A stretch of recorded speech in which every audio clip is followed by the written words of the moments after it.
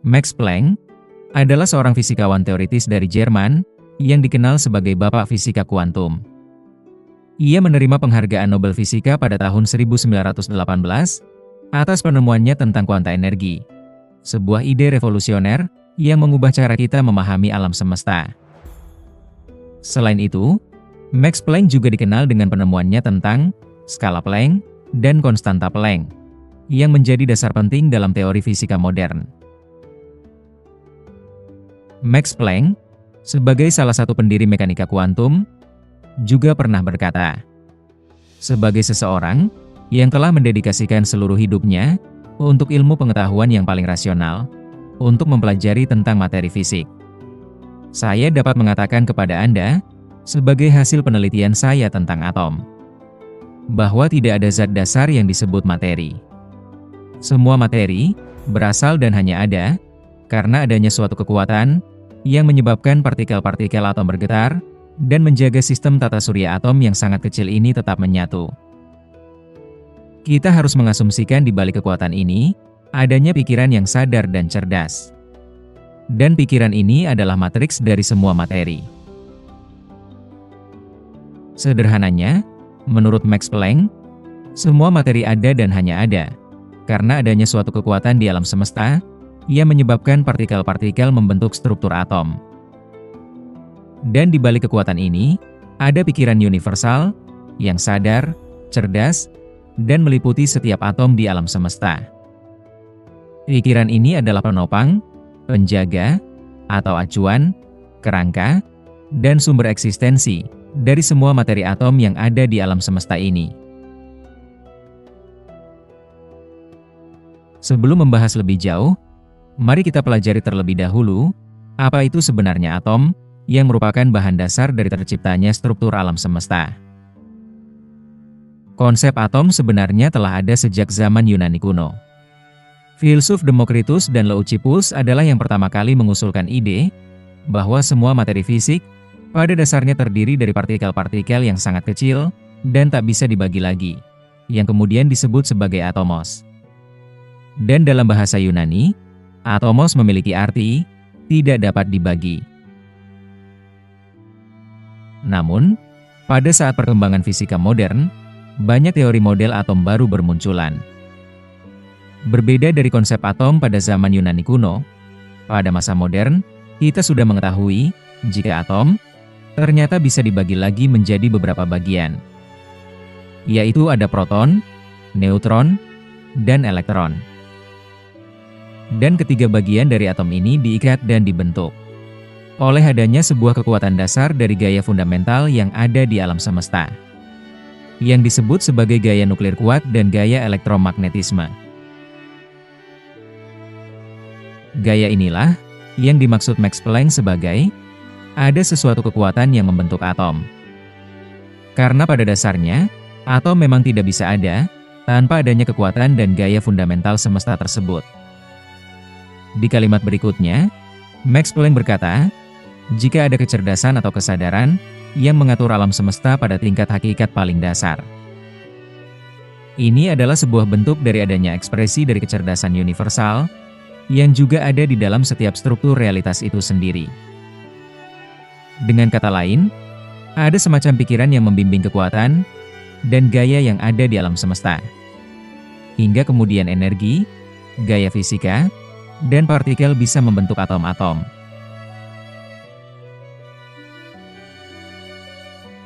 Meskipun Max Planck adalah seorang ilmuwan, tetapi dia juga memiliki jiwa yang religius. Max Planck bahkan pernah berkata, ilmu sains tidak dapat mengungkap misteri puncak dari hakikat alam semesta. Ini karena pada hakikatnya, kita sendiri juga adalah bagian dari misteri yang sedang coba kita ungkap itu. Apakah itu jati diri manusia dan hakikat dari manusia? Apakah itu sebuah pikiran dan kesadaran? Ataukah ini hanya murni tubuh fisik? Di dalam kenyataan kuantum, definisi tentang jiwa dan raga yang kita pahami secara umum bisa menjadi tidak jelas. Bahkan pikiran dan tubuhmu, pada tingkat hakikat yang paling dasar, bisa dianggap sebagai sebuah konsep semata. Sebuah konsep untuk menamai posisi dan momentum, dari suatu sistem kuantum yang sangat kompleks. Di dasar hakikat realitas, konsep individualitas diri, seperti yang kita pahami, mungkin tidak sepenuhnya ada. Bahkan gagasan tentang ada dan tidak ada, nyata dan tidak nyata, itu juga mungkin hanyalah ilusi dari persepsi kita. Ini lebih seperti sebuah acuan atau matriks untuk berbagai kemungkinan yang bisa terjadi yang terus-menerus berinteraksi. Jadi, apakah kenyataan yang berupa materi fisik itu benar-benar ada? Beberapa ilmuwan bahkan tidak begitu yakin. Penemuan aneh pada mekanika kuantum telah menghancurkan pemahaman klasik kita tentang definisi apa itu kenyataan. Seolah-olah badai besar telah menerpa dan menghempaskan semua pemahaman kita tentang materi fisik dan menghancurkannya berkeping-keping. Apakah sebenarnya hakikat diri kita? Misalnya, pernahkah kamu merenungkan tubuhmu sendiri?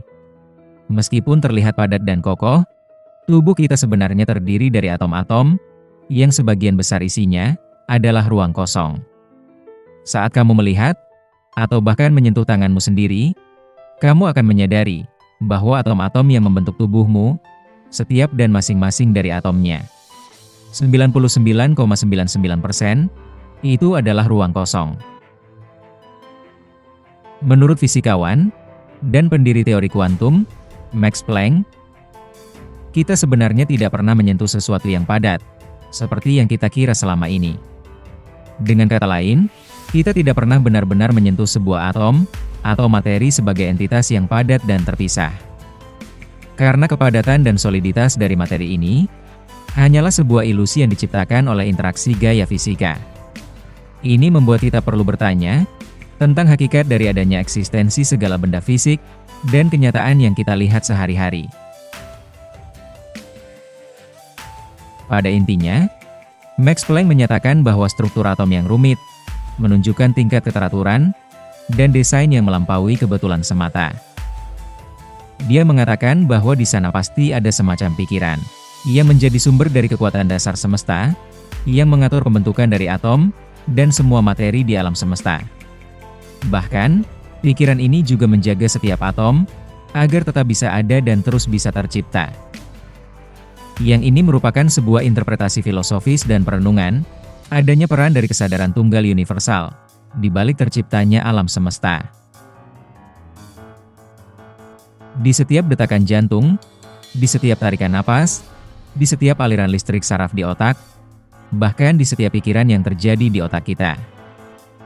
Semuanya diatur dan berada di dalam kekuatan dari roh kesadaran tunggal yang meliputi alam semesta. Max Planck memang tidak menyebut kesadaran tunggal yang cerdas ini sebagai Tuhan dalam pengertian teologi secara umum. Namun ia percaya, jika beginilah memang hakikat dari alam semesta, yaitu bahwa segalanya hanyalah hasil dari adanya kesadaran tunggal dan pikiran cerdas yang meliputi segala sesuatu. Di ujung alam semesta yang terjauh, di dalam diri setiap manusia, bahkan di dalam setiap atom yang tercipta.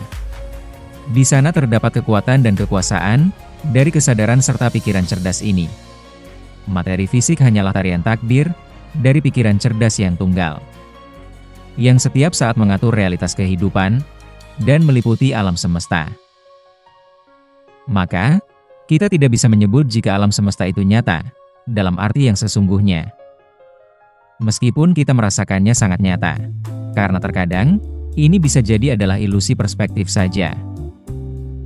Adanya interaksi di antara gaya fundamental di alam semesta, menciptakan sebuah drama semesta. Sebuah tarian ilusi semesta, yang bernama materi fisik dan realitas. Dan kita manusia, hanyalah sekadar perubahan gerak dan momentum kecil, dari adanya tarian takdir semesta ini.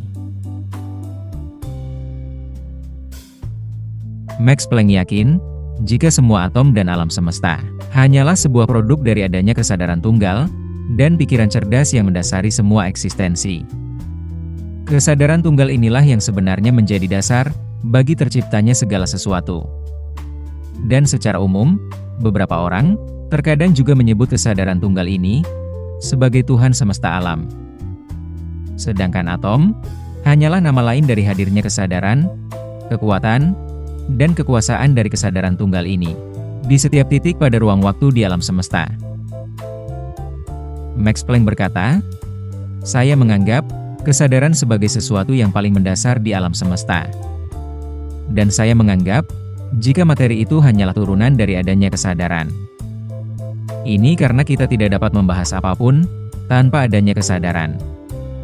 Segala sesuatu yang kita bicarakan, segala sesuatu yang kita anggap ada, mengharuskan hadirnya sebuah kesadaran di sana." Pendapat Max Planck ini juga didukung oleh keanehan pada sifat dualitas gelombang partikel. Ketika kita meneliti sampai pada inti hakikat dari realitas, dunia ini akan bersifat seperti seekor bunglon yang bisa bergonta-ganti rupa di antara partikel atau gelombang. Ia berganti di antara gaib dan tidak gaib, di antara nyata dan tidak nyata. Ilmuwan menemukan paradoks dari realitas ini, dimulai ketika mereka berusaha memahami apakah sebenarnya cahaya itu sebuah gelombang atau partikel. Thomas Young melalui eksperimen celah ganda membuktikan jika cahaya adalah gelombang. Sementara Albert Einstein melalui eksperimen fotoelektriknya membuktikan jika cahaya adalah partikel yang kemudian disebut dengan nama partikel foton. Permasalahan tentang gelombang atau partikel ini digambarkan Einstein sebagai dua gambaran realitas yang saling bertentangan, namun keduanya saling melengkapi untuk bisa memahami sifat dari cahaya. Eksperimen celah ganda menunjukkan bahwa hakikat dari materi adalah fungsi gelombang. Sebelum diukur atau diamati, materi hanya bersifat kemungkinan yang bisa ada. Namun, setelah adanya pengukuran dan observasi, fungsi gelombang ini kemudian benar-benar menjadi sebuah partikel. Meskipun eksperimen ini awalnya digunakan untuk cahaya, eksperimen celah ganda juga telah dilakukan dengan partikel materi seperti elektron, atom, dan bahkan molekul kompleks. Hasilnya menunjukkan bahwa materi juga berperilaku seperti gelombang, menghasilkan pola interferensi khas gelombang saat tidak diamati. Ini menguatkan konsep bahwa partikel memang memiliki sifat gelombang. Di lain sisi, paradoks dari dualitas sifat realitas ini juga melahirkan prinsip ketidakpastian Heisenberg dan eksperimen pikiran kucing Schrödinger. Prinsip ketidakpastian Heisenberg menyatakan bahwa aktivitas pengamatan dan pengukuran di skala subatomik memiliki peran aktif dalam membentuk realitas. Dan ini menimbulkan pertanyaan mendasar tentang sifat objektivitas dan subjektivitas dari kenyataan. Di mana paradoks ini membuat para ilmuwan menjadi semakin berpikir tentang apa itu sebenarnya sesuatu yang kita anggap nyata dan objektif. Apakah meja, kursi, pohon di hutan, galaksi-galaksi, dan alam semesta itu bisa ada secara objektif dan independen, tanpa perlu adanya pengamat, tanpa ada yang melihatnya, dan tanpa ada yang menyadarinya? Ini adalah pertanyaan besar di fisika yang masih menjadi misteri. Pertanyaan besar ini muncul karena fenomena di mana fungsi gelombang yang berubah menjadi partikel. Sepertinya, ini sangat berkaitan dengan hadirnya partisipasi dari pengamat dan kesadaran. Hal ini juga akhirnya mendorong Max Planck pada kesimpulan, jika kesadaran itu adalah sifat dasar dari semesta, seperti yang telah kami sebutkan sebelumnya. Paradoks mekanika kuantum ini memang sangat jauh dari pemahaman umum kita tentang dunia ini, sehingga mungkin akan sulit untuk dipahami. Namun, justru kita akan melihat bahwa mekanika kuantum telah mengubah pandangan kita tentang kehidupan dunia material, dan mengubah pemahaman kita tentang apa itu materi, dan apa itu kenyataan. Ini membuat kita berpikir, apakah kita sebenarnya hanyalah sebuah kesadaran? Apakah kita juga sebuah materi fisik? Atau, apakah justru kita adalah materi yang memiliki kesadaran? Memang membingungkan. Ketika fakta fisika telah menghancurkan pemahaman umum kita tentang apa itu sebenarnya sesuatu yang nyata. Kita semua secara tidak langsung juga akan berpikir dan mencoba memahami lebih dalam tentang siapa hakikat dari diri kita yang sesungguhnya. Apakah kita juga adalah sesuatu yang nyata, sesuatu yang real dan objektif? Atau kita sama seperti atom, yang hanya sebuah ilusi tarian dari gaya fundamental yang ada di alam semesta? Faktanya, karena tubuh kita juga tersusun dari atom-atom, maka eksistensi kita pun tak ada bedanya dengan atom, yang juga terbentuk dari partikel-partikel subatomik, yang terkadang tidak bisa dipastikan keobjektivitasannya. Ini semakin membuktikan, jika manusia itu adalah memang makhluk yang fana. Begitupun juga sifat kefanaan dari dunia dan alam semesta ini, sesuatu yang semu, tapi kita anggap sesuatu yang sangat nyata. Cerita alegori ini juga menggambarkan adanya tingkatan pengetahuan, di mana ada pengetahuan yang diperoleh dari dunia indera, seperti halnya bayangan di dalam gua, dan ada pengetahuan yang lebih tinggi, yang diperoleh melalui akal dan pemikiran, seperti halnya dunia di luar gua. Alegori Plato pada dasarnya, menggambarkan betapa rapuhnya sebuah pengetahuan, yang hanya didapat berdasarkan kemampuan indera saja. Maka untuk itu, manusia juga harus menggunakan akalnya, untuk bisa mencapai kebenaran yang lebih sejati. Di dunia ilmu fisika sendiri, juga ada pemikiran yang sangat mirip dengan alegori Plato ini. Misal pada teori M, yang menyatakan bahwa alam semesta kemungkinan memiliki banyak dimensi, atau alam semesta multidimensi. Beberapa interpretasi dari teori ini, mengatakan bahwa alam semesta kita, kemungkinan hanyalah sebuah pancaran proyeksi raksasa, dari informasi yang tersimpan pada suatu lembaran dimensi yang lebih rendah.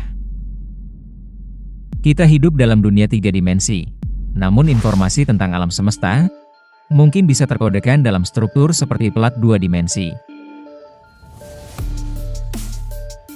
Para fisikawan selalu berusaha menemukan teori yang dapat menjelaskan semua fenomena yang ada di alam semesta.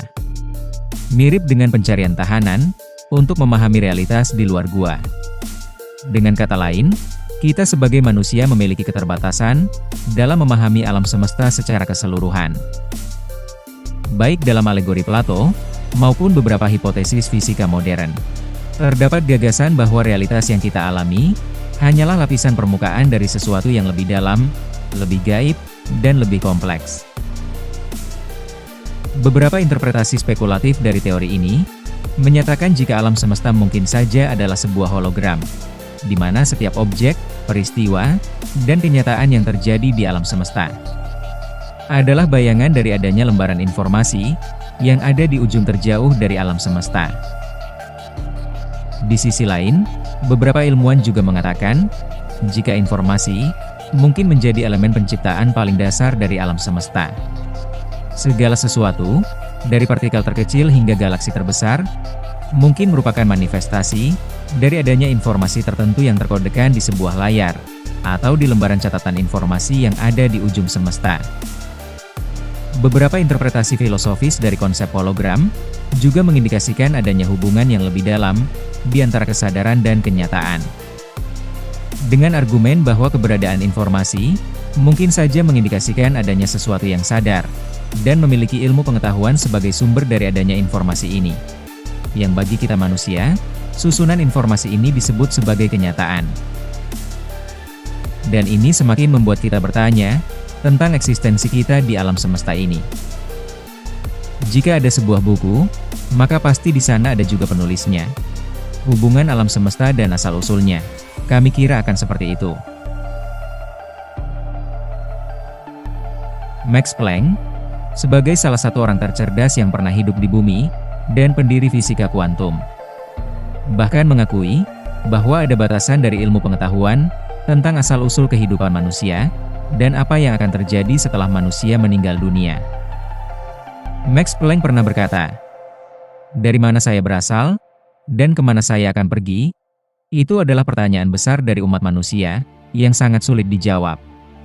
Pertanyaan yang sama untuk kita semua, bahkan sains tidak mempunyai jawaban untuk itu."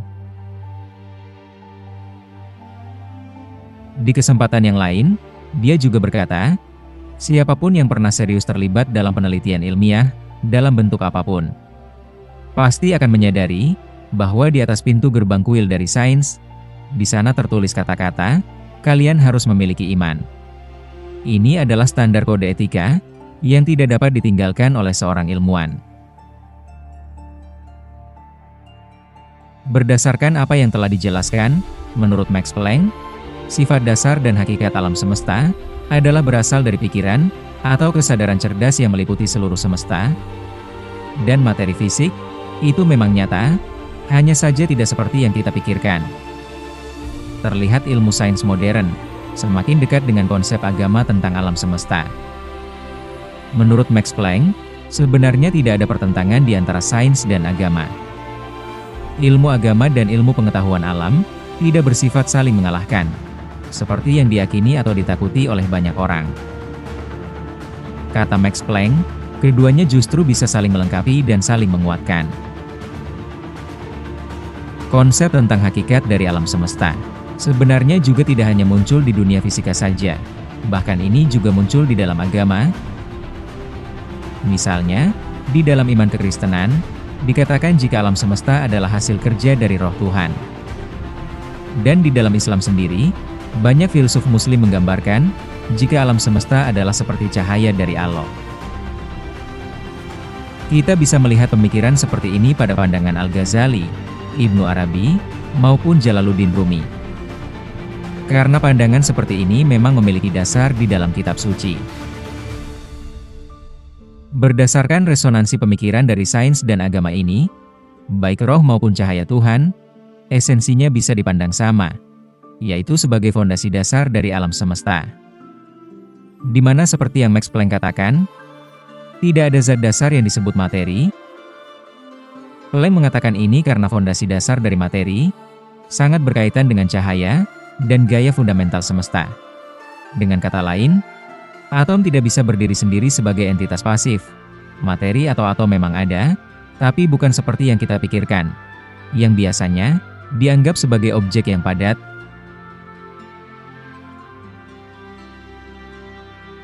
Terima kasih telah menonton video ini sampai akhir. Semoga bisa bermanfaat. Sampai jumpa.